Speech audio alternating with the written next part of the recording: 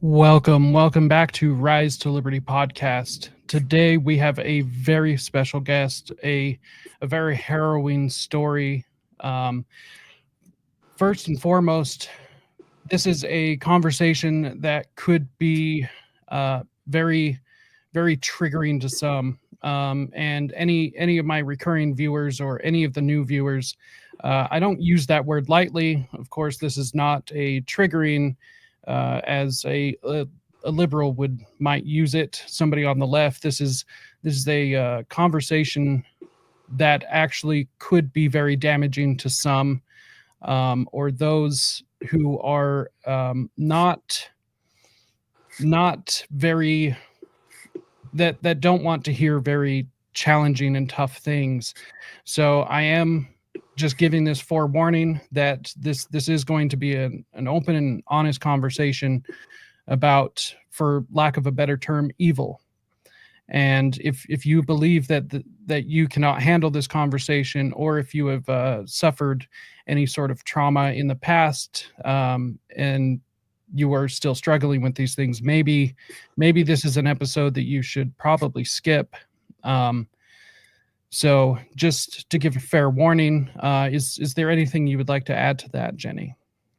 Well, so many people who have been victims of these types of crimes are in what we call cognitive dissonance anyway, that I always kind of trust that if somebody comes across this material and they're not ready to consciously hear it, they'll dissociate anyway. So right. I don't waste too much time worrying. And I trust too that people will be guided to these shows who need to hear them. Right. So that's kind of how I comfort myself, because I don't want to cause anybody pain. Right. All right. Well, with that, we will get into it. So Jenny Marie Hatch, you are a mom, a podcaster and blogger. And would you like to just kind of give an intro to yourself? Who are you, and why should people be paying attention? Well, 2 years ago, I made the decision to cover the Hamblin versus Utah case as a journalist. I watched the presser that David Levitt did, in which he claimed that a woman with a very similar background to mine was tragically mentally ill. He said this 5 times during his press conference. And it was in that moment that I said, I'm going to help these victims by sharing my own story, first and foremost, but also by just working as a journalist. There had been some good mainstream media coverage, especially from people like Adam Herbetz in Utah on Fox News. He was great. He did some wonderful reports. And there were many others who stepped up immediately to cover it. And I kind of joined that chorus. But over a series of weeks after the dueling press conferences with Sheriff Mike Smith and David Levitt, one by one, these journalists all stopped reporting. And when I received a cease and desist around my coverage of it, I had a decision to make. You know, am I going to keep going, or am I going to cease and desist covering the story? I decided to tell them to F off and just kept going.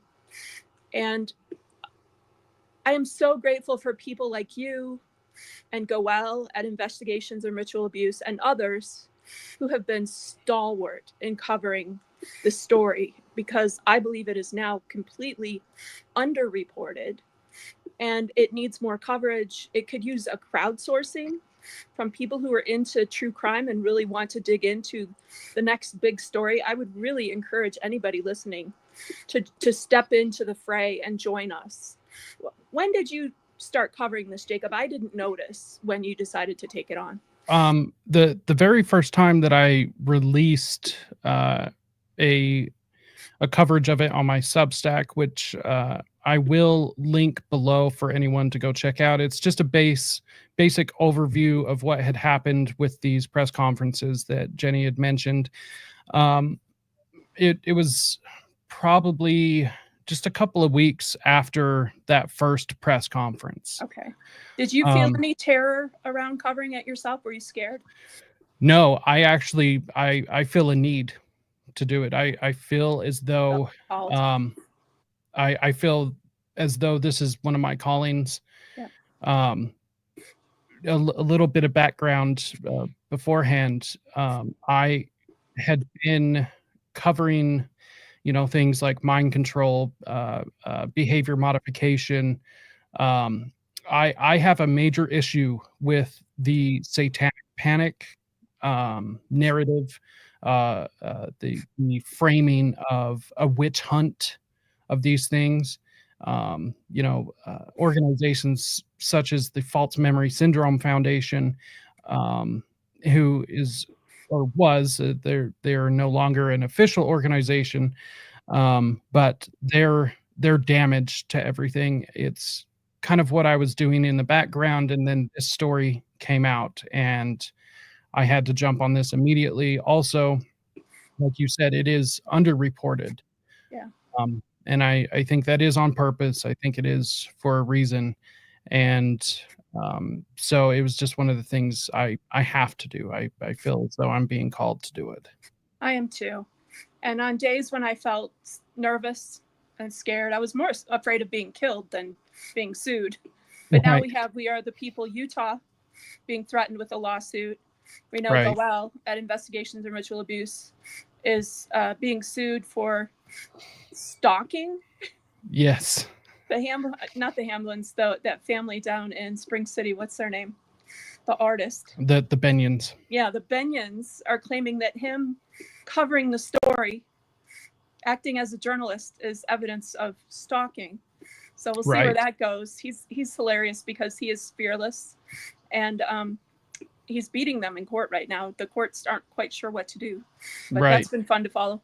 And then I read his most recent post yesterday. Did you see it? I have seen it. I haven't had a chance to read it yet. It was great because he shared how there are people high up in the church, like Shalom Levitt, who've been invited to come speak at conferences on sexual things. And then there's a former stake president who's been invited to come give a fireside. And he's outed in the Hamblin victim statements as one of the worst. Right. And Goel just put ads for both events. And there are people in the comment section who said, let's go organize a protest. Right.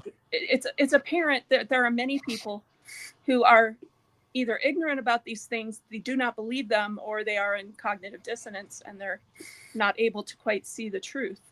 Right. So, that's where it started for me. And then, as you said, I'm a victim of this stuff. And so I can give you like the 5-minute version of that if you want. I've done whole podcasts explaining my story. So people can go find those on my Substack, which is jennyhatch.substack.com. Which is linked in the episode description. Yeah. There are some things that I'll have to add after, but just check the episode description. I will make sure that everything is linked over there. So one thing I would like to bring up.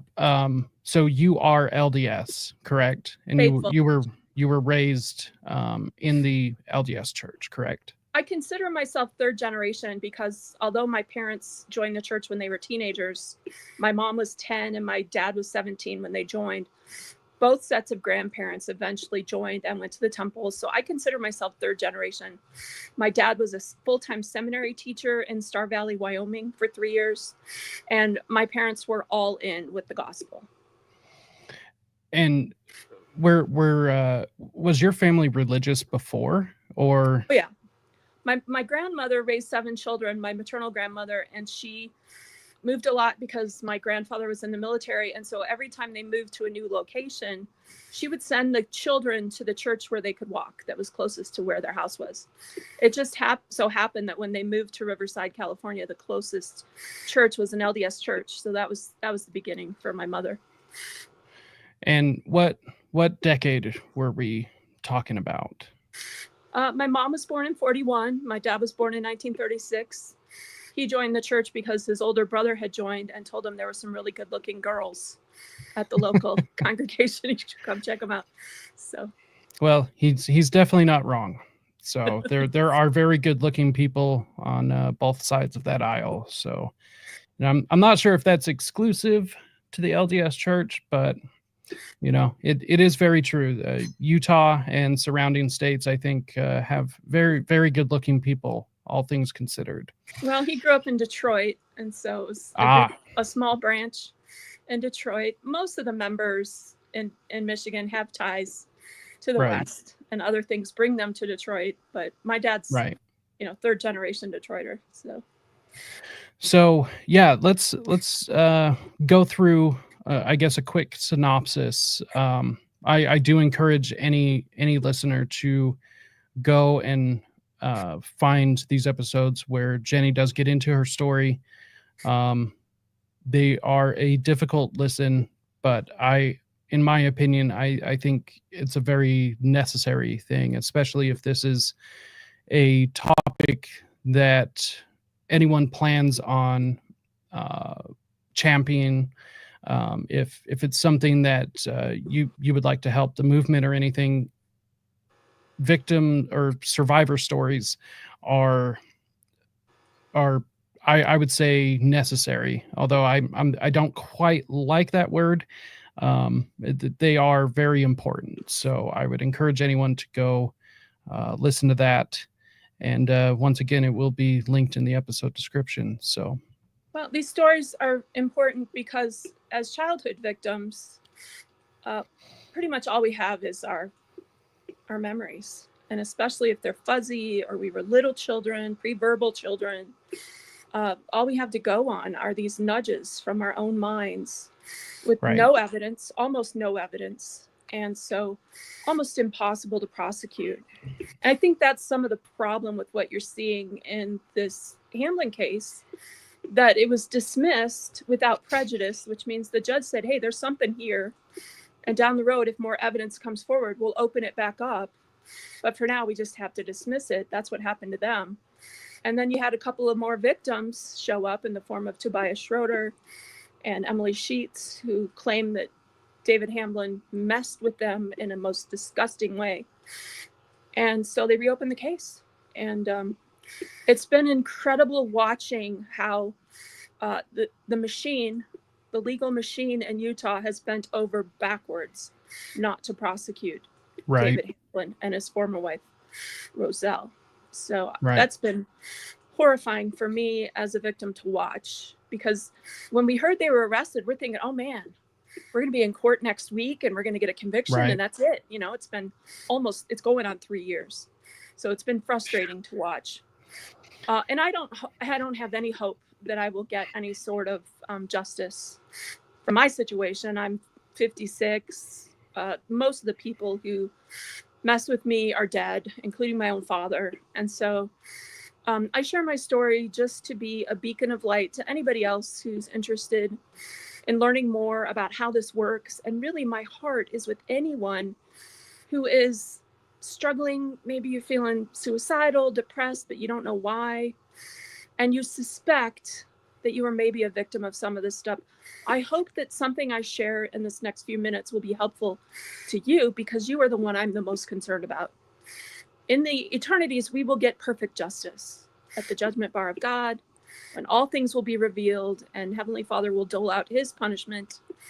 And so I'm looking forward to that. But wouldn't it be great if we had a little bit of justice here in our earthly courts? That would be a big win for everybody who's been a victim of this. So just a quick version of my story. And there's a podcast I did on my Substack, which described, and I'll put a link to it in my own show page around this, how I feel about being an active, faithful member of the church, despite people in the church doing these things to me. It's one of my most trafficked posts, and I think it really digs in deep to how I can be a faithful Latter-day Saint, given the experiences I had as a child.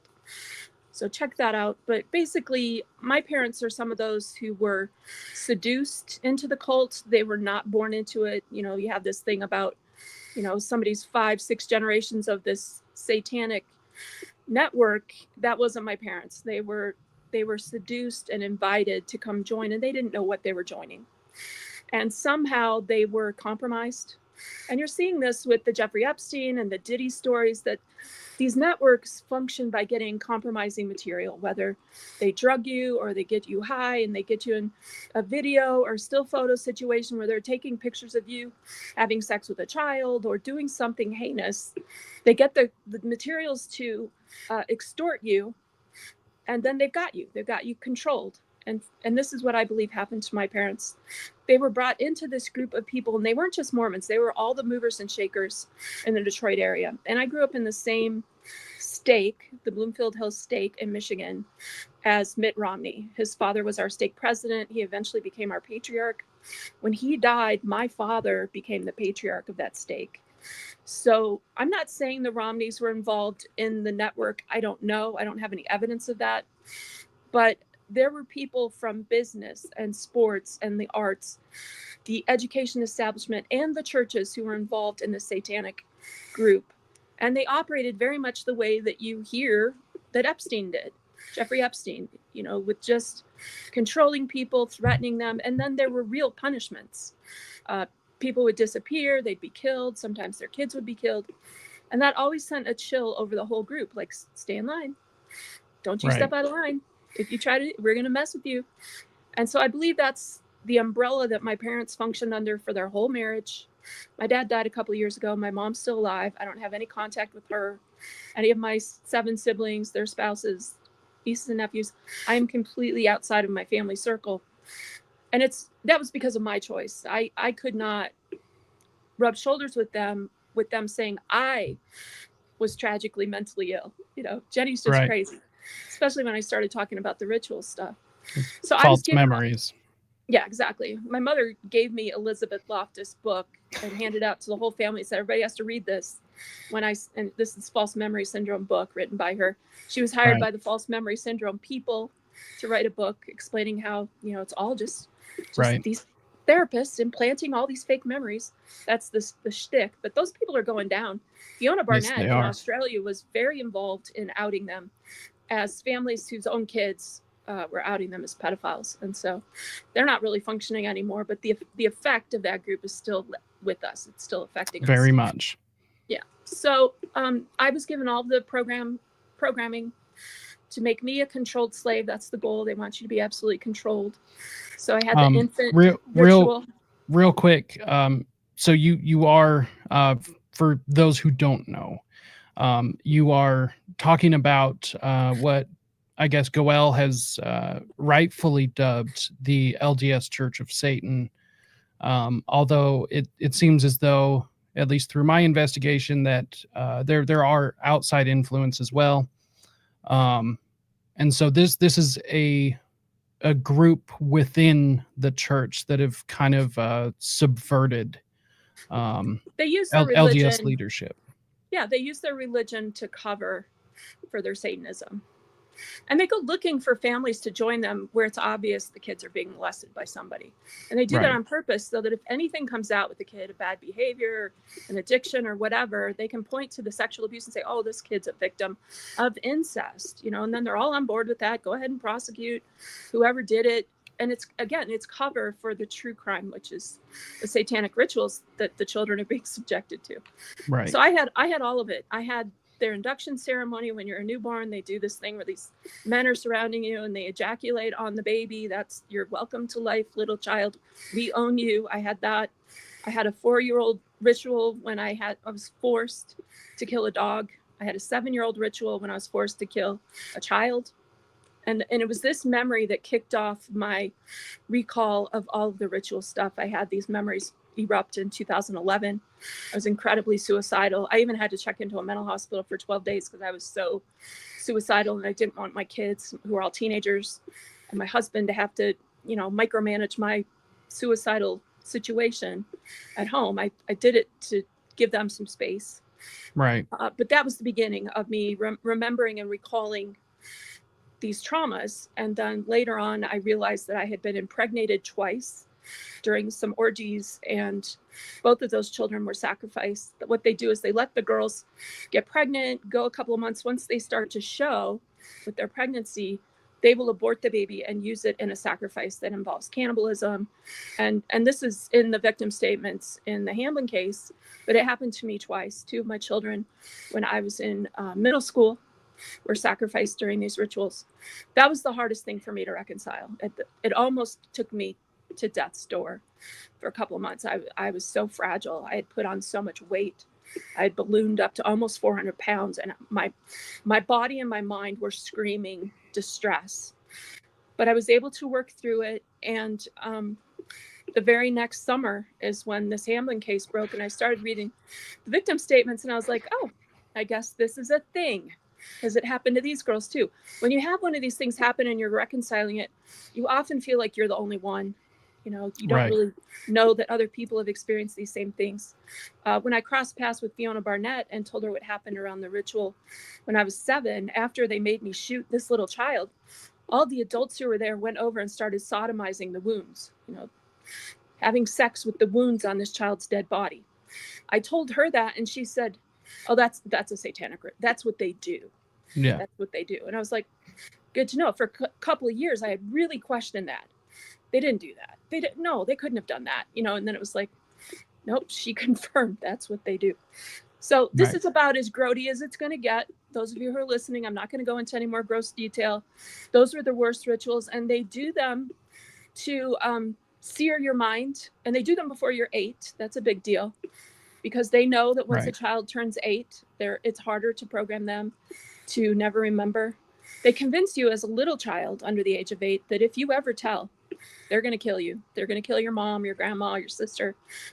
And then one of the other things that really happened to me was they would make me watch them torture some of my younger siblings in some of these situations, and just make me watch.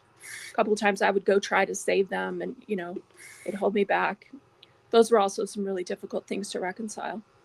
And the Detroit version of the cult did things like casino nights. I didn't hear any of that in the Utah evidence, but they would have like a party upstairs where they're doing a casino night, and down in the basement they have all these tools that they use to abuse the children. And it's an upstairs party and a downstairs party, and sometimes people who come to the upstairs party don't even know what's happening in the basement. And one of the things I really remember when I was one of the children at these things is they had a wheel that they would put us on that looked like one of those old-timey merry-go-rounds, and they would tie us down so our feet were straight up in the air, and then they'd spin the wheel, and wherever it stopped, somebody could have sex with us. And we were naked and tied down, and, you know, you just had to take it.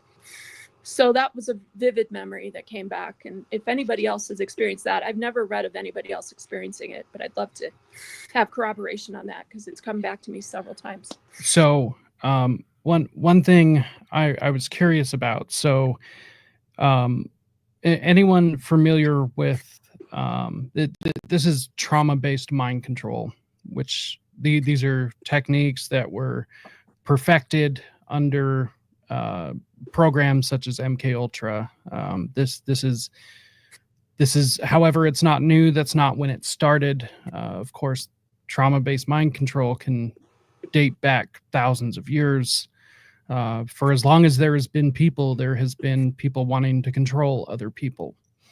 And the one thing I guess I'm curious about is, so you were able to disassociate and shove these memories down, and of course they start coming back.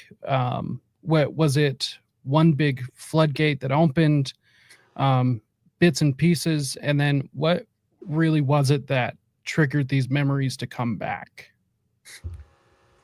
I completely dissociated, but I still had symptoms of extreme distress.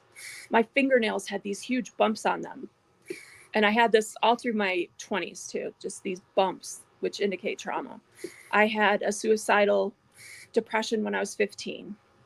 I had a postpartum psychosis when I was 21 after the birth of my first baby.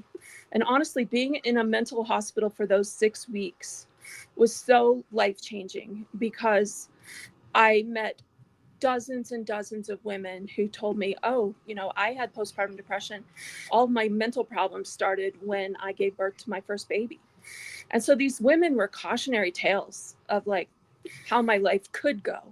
You know, if my husband abandoned me, or, you know, I just wasn't able to pull it together. These women had lost everything, their homes, their kids, everything.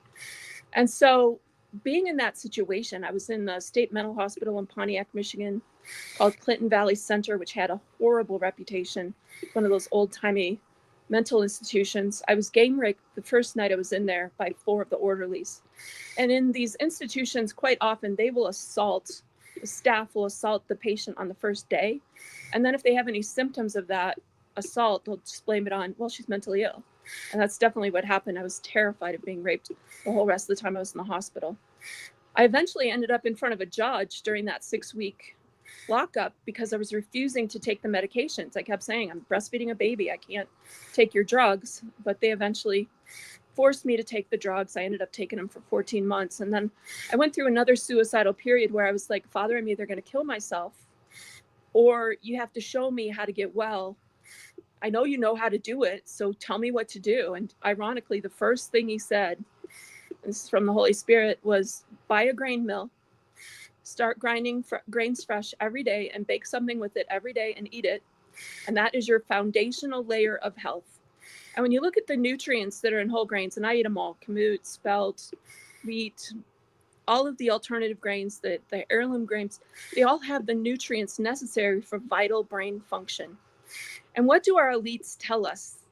They tell our kids, they literally have brainwashed people to be terrified of grains. Right. Oh, that evil gluten. You know, there are moms out there who will not feed their families a bowl of oatmeal, traditional food, you know, that whole generations of people have grown up on. They won't, because they're afraid of it. So that was the first thing I got about healing. And during my 20s and early 30s, I had no memories. I was just living my life, really focused on my physical health, which I think is a great place to invest your energy if you suspect you're a victim of these crimes, because keeping yourself physically whole, getting enough sleep. I took a lot of nutrients. Everybody who's mentally ill needs B vitamins.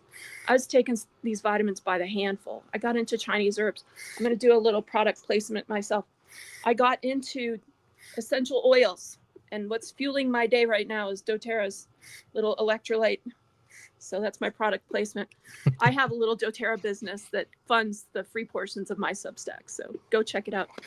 Anyway, it's these nutrients that were the key to me staying mentally well during my next 4 pregnancies. I have 5 children. And not going completely bananas. I did have some bad moments here and there because I am mentally ill. I struggle with depression. Sometimes I will get a little bit manic. And especially around the births of my kids, it's an incredibly vulnerable time for us who are victims. And I didn't recognize this at the time, but I was truly freaked out about family members molesting my kids. I wasn't consciously aware of that, but I was feeling so protective of these kids. Like, it was weird. Like I could not leave them. And then the one time we did decide to go leave them for a weekend away, bad things happened. So that solidified I can't leave my kids with anyone. You know, it's not safe. And then later when I started realizing what was the true situation in my family, then it's like, of course, all that paranoia and fear around family reunions has a total explanation. Right. My brother Dave died of a drug overdose when I was 33. This is 2001. And it was around his death that my first memories started to erupt.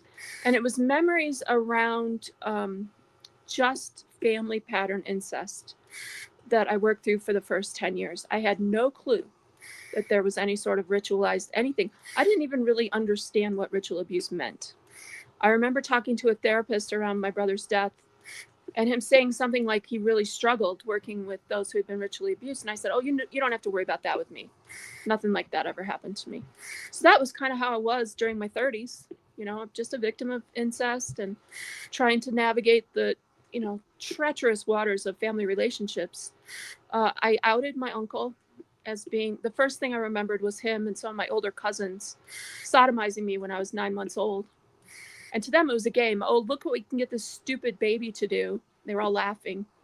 So this is the thing I remembered first. And I sent an email to the whole family, cousins, aunts, and uncles, and just said, this is what I'm remembering. And he immediately sent me a certified mail letter saying, you have to retract this, delete everything from your hard drive, never talk about this again. He was really seriously upset. And I I bowed down to that threat. I didn't feel like I had any support from anyone in the family.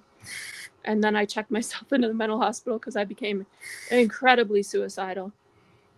What a way to admit guilt without admitting guilt. He was such a creep. He's dead, but such a creep. This is an interesting thing I want to note.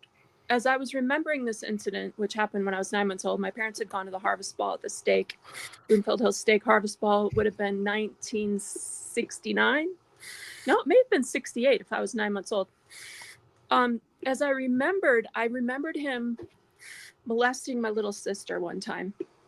And I walked in. And he said to me, if you tell, I'm going to kill her and then I'm going to kill you. And that's all I remembered for like 15 years.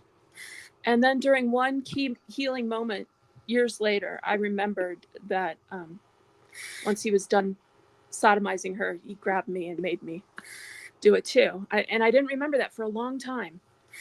And so this is a good illustration of how your memories may come back. You may get a piece of it that you can handle. And then later, when you're stronger and more able to face the truth, you'll get the next piece. And so that's been the case with some of these incidents. I got flashes or smells or just a little bit of it. And then later on, I would get the whole thing. And so you did say that you were given Elizabeth Loftus's book. And for anyone of my listeners and viewers, especially anyone who follows me on X, should know I have exposed a lot about her. Of course, nothing groundbreaking. It's not things that you couldn't find anywhere else. There actually is some things I should send you, Jenny. Like I said, I have gone after the False Memory Syndrome Foundation, and where a lot of the founding board members have come from, their connections and everything. And it's incredibly eye-opening. And honestly, I think it discredits their entire movement. Anecdote, Elizabeth was invited to come testify at the Ghislaine Maxwell trial. And she was claiming that these girls who had claimed that Ghislaine and Jeffrey Epstein had molested them, raped them, were suffering from false memory syndrome. Yeah.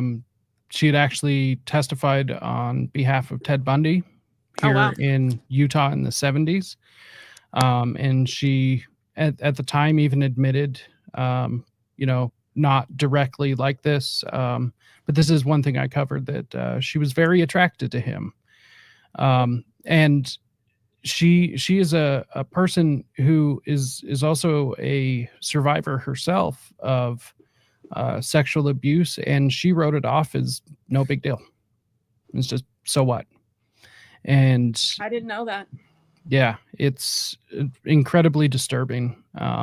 There's a lot about her, but the thing I'm curious about is what was your family's justification? Like, why did they give this to you? Why did they get latched onto the false memory? Well, I wouldn't shut up. I kept making an issue out of things. And I'd send an email. I would, write something on my blog and send it to everyone. And I was concerned that there were people in my family who had also been traumatized in this way, who needed some help. That was my biggest concern. Are we going to have a suicide or two with the grandchildren because nobody's talking about this? So I felt obligated to talk about it just for that. And then I kept remembering more stuff. I mean, in my 40s, that's when the mother load started to hit with all the ritual stuff. And I realized this was much bigger than family pattern abuse. And this is the thing people need to understand. Family pattern abuse is one type of horrifying sexual abuse. And those who commit those crimes should go to prison. There's no question. Right. But the ritual stuff is planned, organized. They know exactly what they need to do at certain ages to get a certain outcome. And when you go through some sort of a psychiatric event like I did when I was 21, and this is the age when many people will have a mania or a schizophrenic episode or a psychosis like I did, that's evidence that your subconscious mind is trying to break through to your conscious and connect the dots. So if you have that happen, the cult freaks out. They Right. want you highly medicated. They want you to practice mindfulness so you don't think about it anymore. You just dissociate again. That's the goal for them. We can't have this person remembering anything. Right. Sometimes people who have that experience will be killed just to cover. And, you know, I just believe when you have a mental health episode, it's your body shaking you up and saying, you need to pay attention to what's happening here and be willing to dig a little deeper. And I wanted to know the truth. I wanted to know why I went psychotic. It didn't make any sense. I had married this wonderful, faithful member of the church. She came from a good family. We were raising our own family. We were active in our church and in our community, living a wonderful life. Why am I so distressed? It didn't make any sense. Right. And so, just like almost everyone else, they use this as a cover of this is just made up. You're crazy. You're a conspiracy theorist. This never happened. And of course, we're innocent, which is the whole purpose of the false memory. Well, my parents went to serve a mission over in Seoul, Korea. And my brother was there as he's a JAG attorney in the Army. And he was there too. And they were in Seoul together. And I had stopped talking about everything for a couple of months, maybe even years, just let it sit. And my father sent me an email and he said, well, you really seem to be doing better. You know, now we understand that all this was just some mental illness, a little struggle, and, you know, you're all better, implying because you're not talking about it, you know.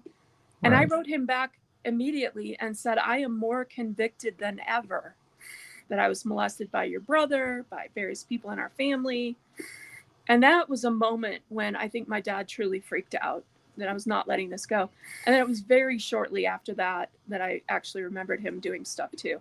For a long time, I did not want to believe that about my father. I thought of my father as a hero, a scriptorian, somebody who was high up in the church, very respected in his business. He was a State Farm insurance agent. There were people in Detroit who claimed he was the only honest insurance man they'd ever known. And he wore his religion on his sleeve. You know, it was just, he was the moralistic perfectionist. And my brothers and sisters and I kind of all stood in awe of him and his reputation.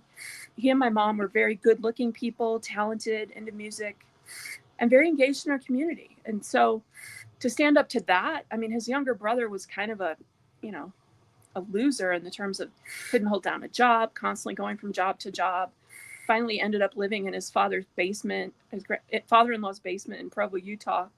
This is Paul Tripp, my uncle, the one who threatened me with the lawsuit. It was much easier to buy into the idea that my uncle was a pedophile than my father. But I eventually had to, just accept it. And, around that, for years, I prayed, please help my father to open his eyes. Please, Heavenly Father, help him to see the truth about his family, because he was so in denial. And I was sitting in Relief Society one week and praying that prayer, and the Holy Spirit nudged me and said, you need to stop praying that prayer. And that has not happened very often in my life, but it was a clue. This is the wrong thing to be praying for, that your dad will wake up and realize the truth. And then it was soon after that I started to remember, my dad was in on it too. He wasn't just in on it. I think my dad was a punisher in the cult, that he did things to exact vengeance against people who stepped out of line. We had an incinerator in our basement, which I now suspect was being used to get rid of evidence from satanic rituals. And his older brother up in northern Michigan had a pig farm. You know about the pig farms? Yes. So pigs will eat anything, including human bodies. They'll eat everything but the teeth. And the networks know this. And so they will keep a pig farm in their vicinity and use it to cover up evidence. They'll take the body parts up there, let the pigs eat them. And it's just a quick and easy way to get rid of evidence. And so did that sort of thing happen at my uncle's farm? I don't have any proof, but I highly suspect it. Right. For any true crime fans, this is reminiscent of somebody like Robert Pickton, who was a pig John farmer. Podesta too. Right. His property butts right up next to a pig farm. Yeah. And that's quite interesting that all of these people just seem to be so interested in the raising of pork. Yeah. It's actually one of the reasons that I have a problem with pork, and I love my bacon, but I stick with cows. I have a problem with pigs because they take on whatever they end up eating, and so it bothers me.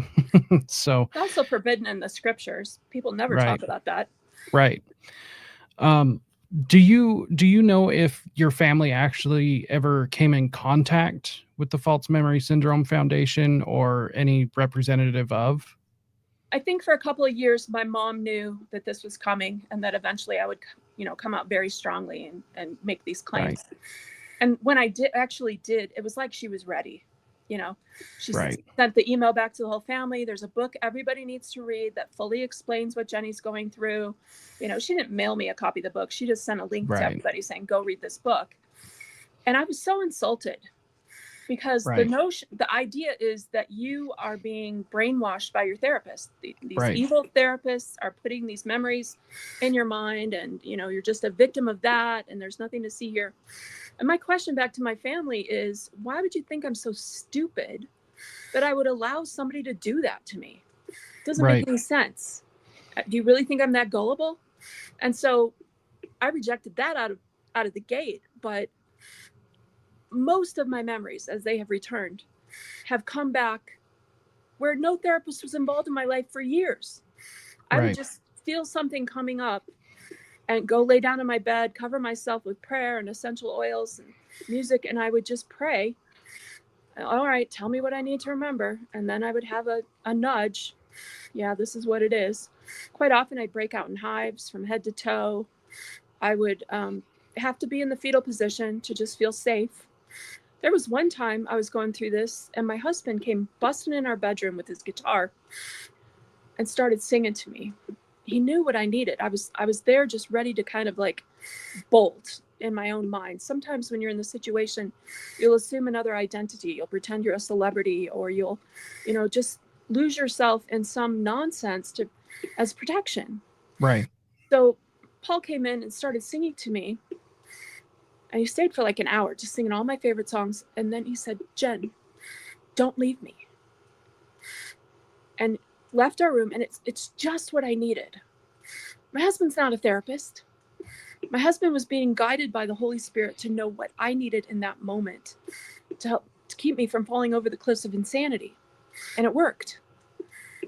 And so, as any of you who are listening are recovering, trust that the people around you, your family, friends, maybe even total strangers, will provide you with what you need in the moment when you're feeling true distress and you don't want to be here anymore. I've often thought that those of us who are victims of these crimes have one foot in heaven. We're so done with mortality and the trials of mortality. Could I please come home? I can't tell you how many times I have prayed that prayer. Could I please come home? Right. And so when I decided to take on the Hamblin case as a journalist, I kind of was like, I got nothing to lose. If they don't kill me, if they kill me, I don't care. Right. If this is how I go down in this earth walk, bring it. I'll be a martyr for this cause. Everybody will know it based on what I've done. I was the one to first publish the victim statements on my blog, healthyfamilies.life. They're still there on a post called No More Secrets right at the top of my blog. Anybody who wants, you can go read them. And boy, there was one funny press conference when David Levitt came out and he's like, we're not sure if we can find this evidence. And I was like, dude, I published them a couple months ago on my blog. They're out there. And I encouraged everybody to go download the files, put them on thumb drives, encrypt them away so that if they tried to purge my stuff, that there would be thousands of copies of it in other places. And I actually, that's around the time when I actually found your blog, and I took copies of it as well and found everything that was released from the Provo Police Department, and I scraped and found everything that was possibly related, got all the videos, downloaded the press conferences, everything, and have multiple copies. And you and journalists like you, I'm thinking of Last American Vagabond Group, Right. Derek Bros, he did this. You know, you are the unsung heroes. I think sometimes Goel and I get a lot of the credit for covering it, but those of you who stepped up and especially helped with the protests that we organized around the court cases, and that one day when we thought they were going to just dismiss everything and, you know, expunge, they want their records expunged, and we mobilized the campaign to call the AG's office in Utah and say, we demand a prosecutor. And then somebody showed up the next day. Yeah. That was a moment for me that I was like, all right, it was all worth it. Because I know they would have just dismissed everything that day. Right. But because they felt like there were people in the state and out of the state watching very closely, calling, demanding that this happen, I kind of think we saved the day. Right. I would have to agree. And honestly, I applaud anyone who still has focus on this story. Because as I said, I have felt the need to go after the false memory narrative. And there are a lot of things that I've been working behind the scenes, lots of articles and things that are done. You know, it's a lot of hard stuff to get through, and so it's been taking a while. But there are some wonderful articles coming, attacking the satanic panic. You know, well, every time Goel goes quiet for a while, I'm like, oh, there's something good coming. Right. And you know, there are some wonderful things coming, I think, from all of us, because it just seems as though everything's a little quiet right now. And but that doesn't mean that any of us have gone away or stopped paying attention. Do you know why I think they scheduled the next thing for May? Is because May is a very busy month. Most people are just encumbered with their lives. They don't have time to really watch the news. They're just busy. I think that's why they kicked it down to that month, and that they're fully prepared to just, you know, again, try to dismiss, expunge, say there's nothing here. And I hope the biggest rally of all happens around that court case when it happens in May. Well, I will definitely make sure that I can do everything possible to get down there, to make sure that every one of my followers and any new followers will be aware of this as well. I'll be down there live streaming. I'm not gonna let this go. You know, this hits home, literally and figuratively, and so, you know, this is something I think is important. One thing I wanted to point out is, with my research into MK Ultra and a lot of the trauma-based mind control, I find it interesting because they realize, meaning the programmers and the people in the network, because this is not just exclusive to the LDS Church of Satan. This is in the Jehovah's Witness. This is in Scientology. This is Catholics. Yeah, the Catholics. There's a wonderful documentary called The Keepers on Netflix, which, you know, covers a lot of that, of course. The Boy Scouts. We have a passage. Oh, Boy Scouts. We have a passage in the Book of Revelations that talks about a synagogue of Satan that's around the Jews specifically. And when you think about Epstein, Weinstein, you've got all of these Jews who are very involved in all these networks. And I'm not knocking my Jewish brothers and sisters. You know, I believe there are good-hearted souls who are part of every religion, but various religions have been used as cover. And I just think it's time for it all to come out. You know, it's past time. It is. And one thing that these programmers understood is that without constant reprogramming, without constant re-immersion into these things, eventually the brainwashing, the programming breaks down. And the first big batch of you know, U.S. citizens in citizens worldwide that were having their programming being broke down started in the 80s and lasted through the 90s. Hence this satanic panic. It was a cover to explain a lot of these things away. And of course, there were these sensational stories where people were falsely accused, and they used these on purpose. I don't believe that every single one of them were intentionally set up, but there are a couple of them that I've been looking into that it just seems too strange, and they were intentionally set up to be used as a narrative. And I mean, this even goes into some of the fringe societies, like the UFO culture. They have also been infiltrated by people. There's a wonderful documentary called Mirage Men that exposes how the intelligence communities have infiltrated these organizations to discredit everyone. And so they are covering their tracks any way they can. Did you ever see the Geraldo talk show episode? Oh, yes. Where he had Aquino and Gunderson on there as their, quote, experts. Aquino, of course, was a Satanist. And then Ted Gunderson was apparently part of the FBI. My friend, Dr. Leonard Horowitz, found out that there was somebody in California who claimed that there was a legitimate FBI agent named Ted Gunderson, but that he was killed, and then this new guy came up and took all his credentials and his name, and he was the face you saw on television talking about satanic things. Oh, I'm the expert. What Ted did during most of his career is whenever there was a situation that went public, there was a mom or a journalist covering a child being abducted, or any sort of claims around Satanism, Ted would show up, flash his badge, I'm from the FBI, we'll be taking over this investigation. He'd take it over from the local authorities, and then he would do nothing. There would be no more investigation, no prosecutions. If anyone can point to me where Ted actually brought someone to justice, I'd like to hear about it. Nobody ever was. So this expert was the face you saw on television. Yes, there is Satanism. That was during just the height of the satanic panic. Right. And all of it was covered. All of it. Yeah. It's what we call a limited hangout. So and what's interesting about Ted Gunderson is, and this goes for a lot of people, they are disinformation artists. Yeah. They run psyops, and they release real information, true information. But what they do is they release just a tiny bit of misinformation, tiny bit of lies. And so you have all this real information, and then you have the one piece of information that leads you astray, and it leads you astray just enough that you'll end up on the other side of things.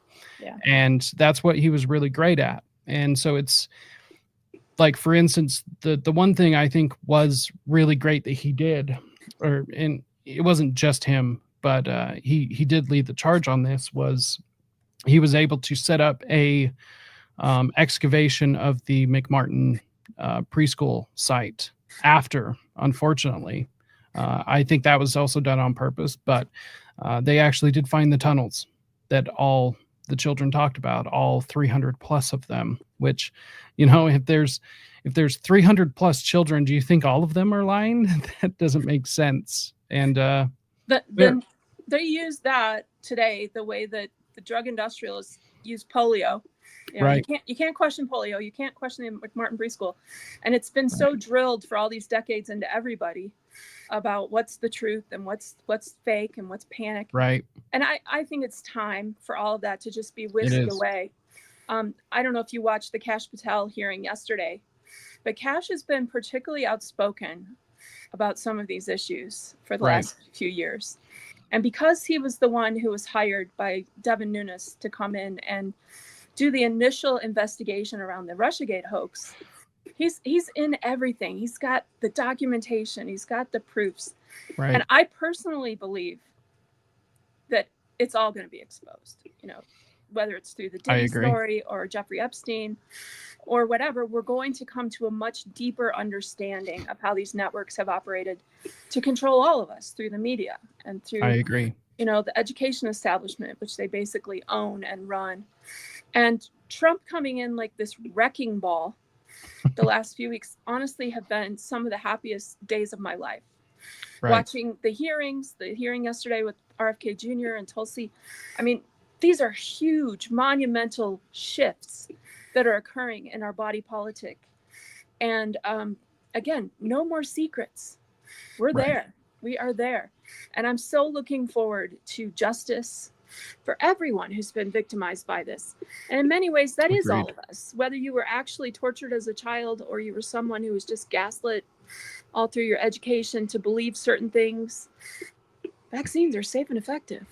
Right. Whatever you were taught, that's honestly a lie. We've all If been you attended victimized. public school, if you attended public school at all, you are a victim of certain things like the GATE program, which is all tied back through MK Ultra. My public school was a part of my brainwashing. Right. It was the elementary school that was physically closest to Beaumont Hospital, which is the hospital where I was born, where I gave birth to my first daughter. This hospital is a satanic hub in Detroit. Right. It's the big regional hospital. So many of the rituals that take place programming children happen right in that hospital. Because my elementary school was physically the closest, like blocks away from that hospital, I believe there are operatives in the school who were picking the children to program and torture, and that some of the rituals I experienced happened in my school or on school field trips. They had access to us all day long.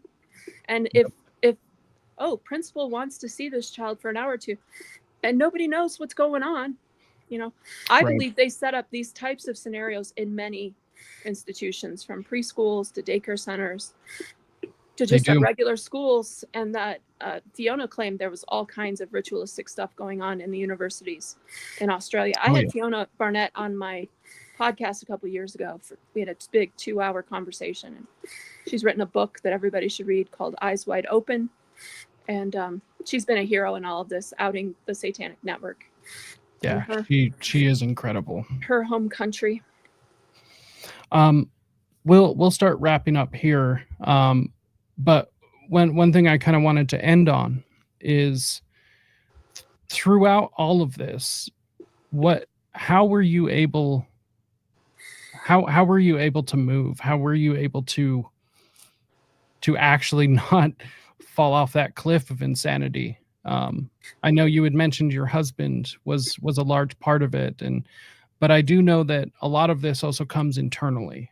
And so what were some of the ways that you were able to keep yourself, I guess, moving and being able to even make it here today to be able to have this conversation with me? Well, the title of the show includes the words perseverance. And so my faith has definitely impacted me. I know that this life, this mortal experience, is just a blip compared to eternity. And I'm looking forward to spending eternity with my heavenly parents in the celestial kingdom, completely exalted and living in a godlike state with my husband.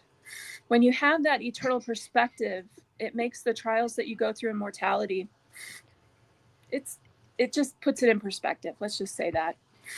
When I got married, I wrote in my journal the night before our wedding, I wonder what trials the Lord will bless us with. We've been taught in the scriptures, be patient in your trials because you will have many. And it was a couple of years after we had been married that I'd read that, and I'd forgotten writing that down. And my husband and I, the second year of our marriage was a baller of a year. But I read him that, and he said, "That's what it is. You were asking for it." He was a little bit miffed, Why would you go looking for trouble, Jen? Why would you go looking for trouble? And yet I felt a sense of destiny, that even amidst all of my traumas around the abuse, the programming, that there was always light and grace and kindness from good people, that Father allowed me to experience enough so I could have a deep understanding of what was going on, but also protected me, in various and sundry ways, so that I could get to this point in my life and, number one, just still be alive, but also articulate it and hopefully help the cause. And that feeling of being called, to help expose this and bring them to justice, I feel deep in my soul. And honestly, I was willing to listen to the Spirit when it taught me what I needed to do, whether it was my diet or reading a certain book, or I always kind of felt guided to certain people and certain situations that were very helpful. To illustrate this, when I first started remembering the ritual abuse, again, I felt like I needed to check into the hospital and I did for 12 days. My bishop at the time had grown up in a family where his parents took in children who had been ritually abused and, fostered them while their parents were being brought to justice. So he grew up in this home with a very deep understanding of how this all operated. So when I said the words, "They forced me to kill a child," he didn't blink. He's like, "Yeah, I could believe that," which was very helpful. Right. Because as I'm trying to reconcile this, like, I actually did this. I did this when I was 7 years old. Yes, you did, Jenny. That was helpful. And he gave me a blessing. And, he told me that he had felt a prompting from the Holy Spirit that, yes, this really happened. And I couldn't even tell my husband about this situation. My psychiatrist wanted me to tell somebody before I left the hospital. He said, "Tell your husband." I said, "No, I am not going to tell him. I don't want to tell anybody." He said, "You got to tell somebody or I'm not going to let you go." So I said, "Well, I think I can tell my bishop." And I did not know this about him, Yeah. But he kind of shepherded me during that first year of reconciling this stuff, and to have his empathy and kindness, it was everything. And so trust, if you're healing, trust that there will be similar people in your path. Most members of the church are good. Most of them are kind. They want to be helpful. That's my belief. And whether you find your support in the body of Christ, or you find it from a therapist or a friend group or a good book. My favorite book was The Courage to Heal Workbook by Laura Davis. I'd really recommend everybody go buy that book on Amazon. It's like $10. And it just gives you all these prompts to help you think through and journal what happened to you in a very organized way. And at the beginning of my healing, I found that book to be just incredible. And the other thing that really helped me was to just live my life. I'm not someone who wallows in my sadness. In fact, I think one of the healthiest things you can do is to have a sense of humor about this. And this is controversial, People are like, "No, you have to be serious." I'm like, I want me some funny when we're talking about these things. I want some dark gallows humor. It helps me cope when I'm laughing about it. Right. And Goel and I have had some mighty chuckles around these stories. Fatty Boom Boom, as we have talked about various things, he is hilarious and has been a beacon for me of just perspective. And he will mock and heckle them to death, as they're threatening him with all their lawsuits and stuff. He's really the winner, in my opinion, in all of these stories, is my friend Goel. But, if you can get yourself laughing about anything, good endorphins, flood your mind, make you feel better. And then the main thing I've used over these years is music. This morning, I got up and sang along with Rudder's Gloria, all 15 minutes of it. It has a healing energy in those words that are devoted to Jesus Christ. It makes my heart sing. And we're told in the scriptures that the song of the righteous is a prayer unto Heavenly Father. I like to sing to pray. That's my favorite form of worship. So it doesn't matter if I'm here in my bedroom just singing along to my tunes, but the music has been much more effective than meds. And if you're someone who's on antidepressants and anti-anxiety pills, I'm not knocking you. Do what you have to do to survive. I found the drugs to be excessive.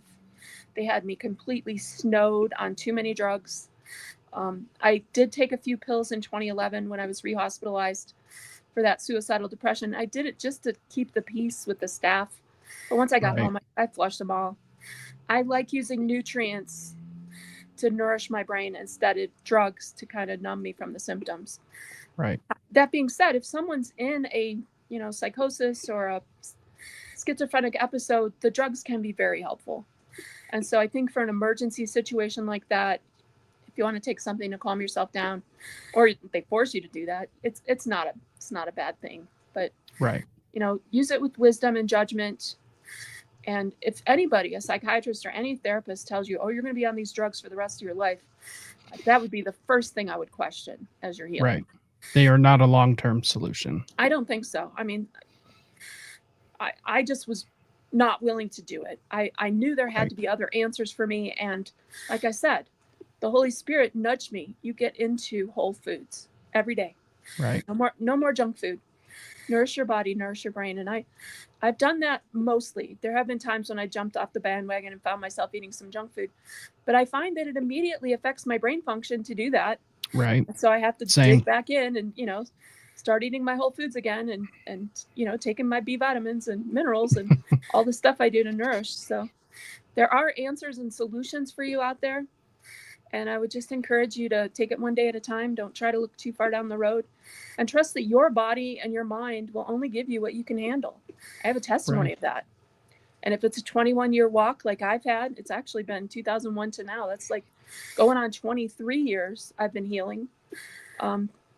There's nothing wrong with that being a long walk. Right. It's actually quite brilliant to have your body do that. There was one time when I was pregnant with my last child, and I just started to remember, when I said a prayer and I was like, please, can't you just get it all out right now? I just want to be done with it. And the Spirit communicated to me that if they did that, it would kill my baby. And I was like, all right, I'll just take it bit by bit. And he was the catalyst. As he hit certain ages, 3, 4 years old, I would remember things that happened to me at that same age. Right. And I've heard a lot of survivors say the same thing. So I've got 2 more questions for you, and we'll wrap this up. And the second to last question is, anybody, because inevitably I believe this will continue to happen. I believe it will probably happen with this show, even to a lesser extent. But what will you, or what would you say to anybody who just says, oh, you're a conspiracy theorist, this isn't real, this is fake? How would you address those people? Well, it's like Fight Club. The first rule of Fight Club is there is no Fight Club. It's the same with these satanic people. Their number one rejoinder is, well, there is no such person as Satan, so how can there be a group of people who worship him? So they start right with that. And when they do, oh, there's no Satan, that's your answer. There is a satanic presence. He does have billions and billions of souls who were kicked out of heaven during the war in heaven, who are down here on earth helping him do what he does, which is mess with every one of us in multiple ways every day. Our job as people of faith, or even just people who are trying to figure things out, is to defy him, stand up to him, say, get out of my life. And you can do this with your own righteous behavior. He cannot be where good people are. I will even cast him out at times. Get out of here. You cannot be around me. In the name of Jesus Christ, when you do that, he has to leave. Right. He can't stay around you. And so I have found a group of people too online. I've read many of their tweets and conversations who said they never took religion seriously until they saw these satanic people taking their religion very seriously. They're like, oh, we do have some good and evil on this planet. Right. And some righteousness and some wickedness. I don't want to be wicked. And they got very serious about studying the scriptures and even joined a church. I applaud that. Right. So the very last question I have, I always ask it right at the very end after we've done all of our exiting, our plugs and everything. So I first want to thank you very much for coming on and sharing this experience with me and opening up to all the listeners and all the viewers. This was absolutely amazing, and I definitely want to get you back. There's going to be a lot of things in the future that I think we all have to cover, and I think it would be very incredible to get you back on. But let everyone know where they can find you, and anything that you would like them to know in these parting words.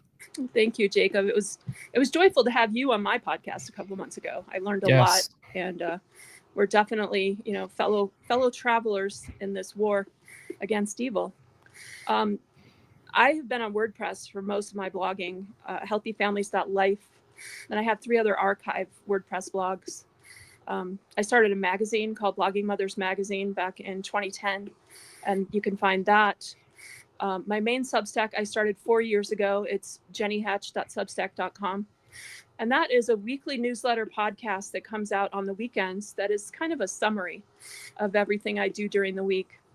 And then I have a second Substack called healthyfamilies.substack.com. And this is my daily blog where I post anything that's of interest to me. I craft movies and podcasts, and I interview people as well. And then all of that content goes into the weekly newsletter.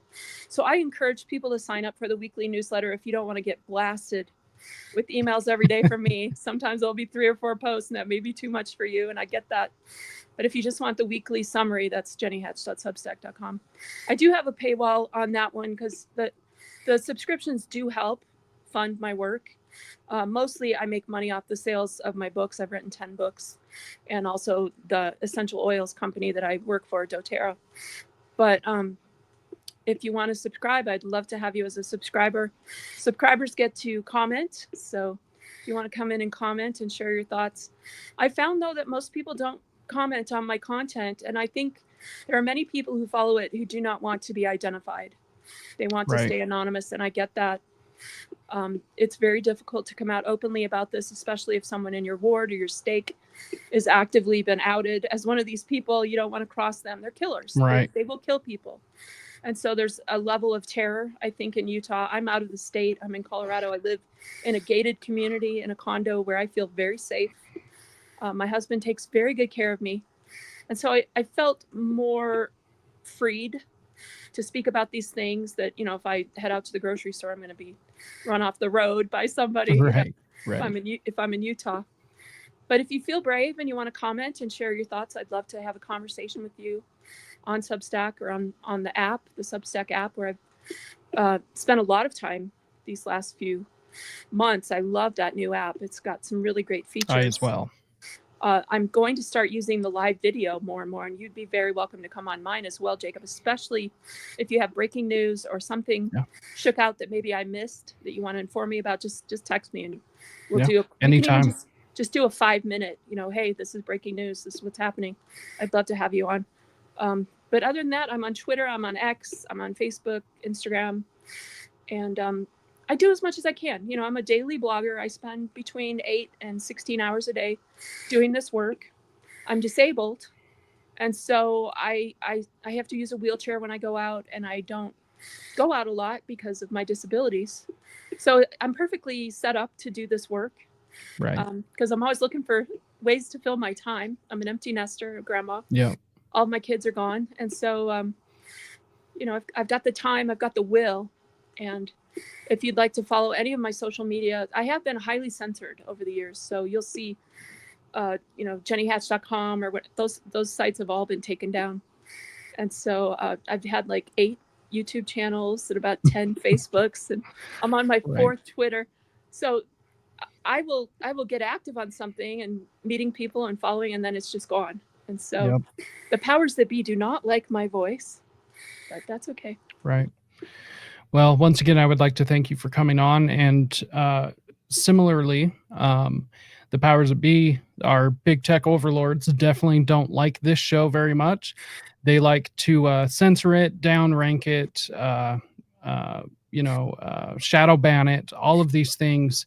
And we are streaming on YouTube. However, because of the subject matter, I can't promise that it's going to stay up on YouTube. However, we do have things like X and Rumble, and you can find that this will also be uploaded to Substack, which I am. Substack's been great. They have not censored me at all. As far as they are amazing, which is one reason I'm actually gearing up to use it more and more. Yeah, me too. The most active places you can find me: Telegram, X, YouTube when they allow me. But I do that because most of the people are on YouTube. But I will tell anyone listening or viewing this right now, get over to Rumble. I am also on BitChute, Odyssey, all of the places. You can also find me on Instagram, although those are more funnels to get you into other places. Telegram, Substack, these are places I can post things that I cannot post anywhere else.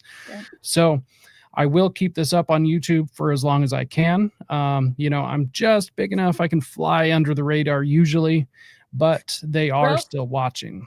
President Trump signed an executive order about this topic. Right. it will be interesting to see what happens with social media. And I'm excited agree. to actually participate and have people see my content, because I have been severely shadow banned on all social media apps. It's been crazy. Right. So with that, I would like to thank everyone for tuning in to another episode of Rise to Liberty. You can find me at risetoliberty.com/links. That will pull up every single platform. And, I've got a lot of awesome things coming out. It's a new year, 2025. This is actually the first show I've done this year so far after a long needed extended break.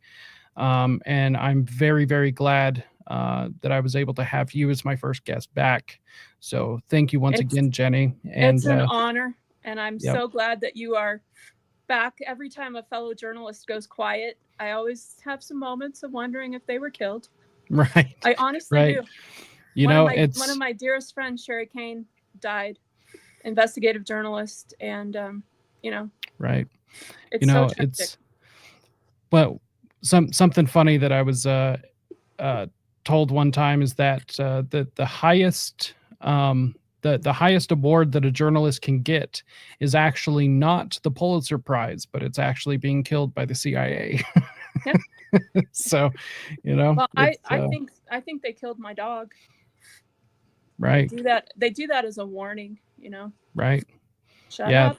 We're gonna come for you. We're gonna come for your kids. You better shut up. Right.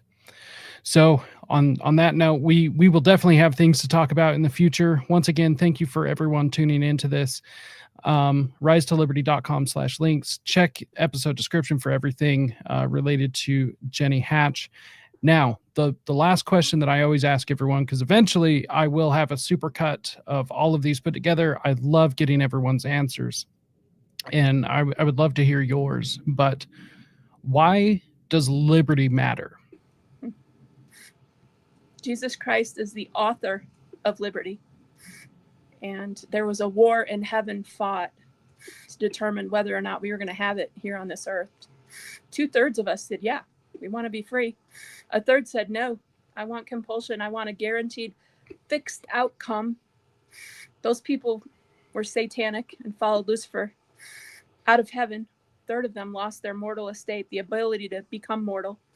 Those of us who were born, we were the ones who shouted for joy, said, yeah, I want the freedom.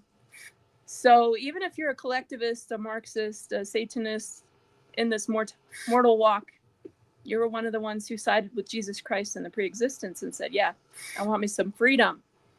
So for me, it's very clear cut that we were meant to have freedom, and that it's our destiny. And if Heavenly Father had gone with Satan's plan during that war, and it wasn't a physical war, we didn't have bodies, there was no blood, it was a war of ideas. If Heavenly Father had gone with Satan's plan, he would have ceased to be God. So Jesus Christ's plan, that we know if we let them go down there and have some freedom, they're going to make mistakes, they're going to commit sins, but I'll provide an atonement so that they can repent and come back, make things right. If they will, we have to be willing to do that if we make mistakes. But this is the better plan, and I'm all about sharing that message with people who are confused about what mortality is about. Why are we here? What's going on? Where are we going when Earth life's over? Where have I come from? Have I always existed? My answer to all of that is yes, you have always existed. You will always be you in the eternities. And isn't it great to think about you having the freedom to choose how you will live during mortality and during eternal life? It's a very exciting thing. Well, thank you so much for your answer. And on that note, we'll get out of here, but hang out in the digital green room for a minute, and we'll wrap up on the back end. Once again, everyone, thank you so much for tuning in. And on that note, we are out.